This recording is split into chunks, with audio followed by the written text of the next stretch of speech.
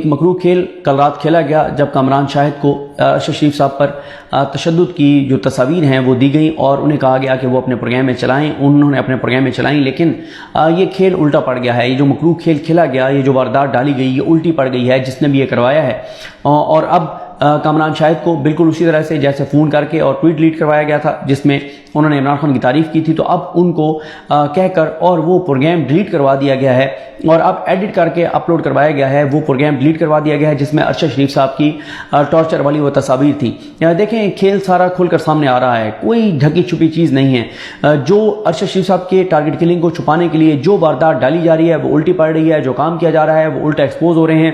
تو اس لیے دیکھیں ایک وہی ہوتا ہے نا کہ ایک انسان منصوبہ بناتا ہے, ایک اللہ کی ذات ہے, اللہ کی ذات ظاہر ہے بڑی ہے, اور اس وقت جو ظلم جبر تشدد جو کچھ ہو رہا ہے پاکستان کی عدالتیں تو ظاہر ہے پاکستان کی عدالتیں مینجڈ ہیں, پاکستان کی عدالتیں کہیں اور سے چلتی ہیں, لیکن ایک اوپر بھی عدالت ہے جس عدالت کو نہ تو فون کال کی جا سکتی ہے نہ اس کو تھریٹ کیا جا سکتا ہے, اور وہ ایک ایسی عدالت ہے جس میں کسی کی نہیں چلے گی اور پھر وہاں پر انصاف ہوگا. اب کیا یہ گیا کہ یہ پورا ایک کھیل کھیلا گیا اور پوری ایک چال چلی گئی اور ارشد شریف صاحب کی ٹارچر والی تصویریں چلوائی گئیں, لیکن ظاہر ہے اس وقت عقل پر پردے پڑے ہوئے ہیں. جب آپ پینک میں ہوں, جب آپ کی مت ماری جائے تو پھر آپ اسی طرح کے کام کرتے ہیں. کامران شاہد کو یہ چیزیں دی گئی. اب دو طرح کی تھیوری چل رہی ہیں.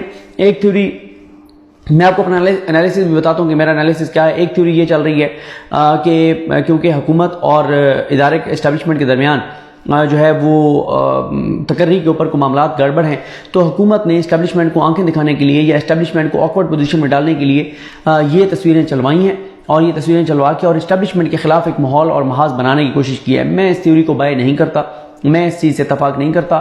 میں اس لیے اتفاق نہیں کرتا کہ اس حکومت کی یہ اوقات ہی نہیں ہے کہ اسٹیبلشمنٹ کے خلاف کچھ کرے.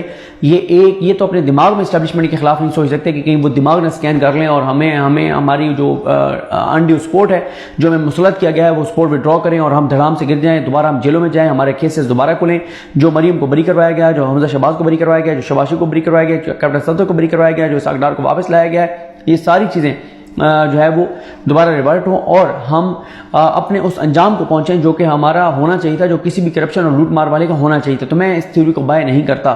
یہ جو کھیل جو مجھے سمجھ آتی ہے, جو مجھے لگتا ہے وہ یہی ہے کہ یہ پورا ایک نیریٹو وہی بنانے کی کوشش کی گئی ہے کہ یہ وقار اور خرم وہ انہوں نے یہ سارا کچھ کیا ہے اور ان کے پیچھے سلمان اقبال ہے, ایئر وائی ہے اور یہ سارے ہیں, اور یہ سارا وہ بنانے کی کوشش جو ہے وہ کی گئی ہے.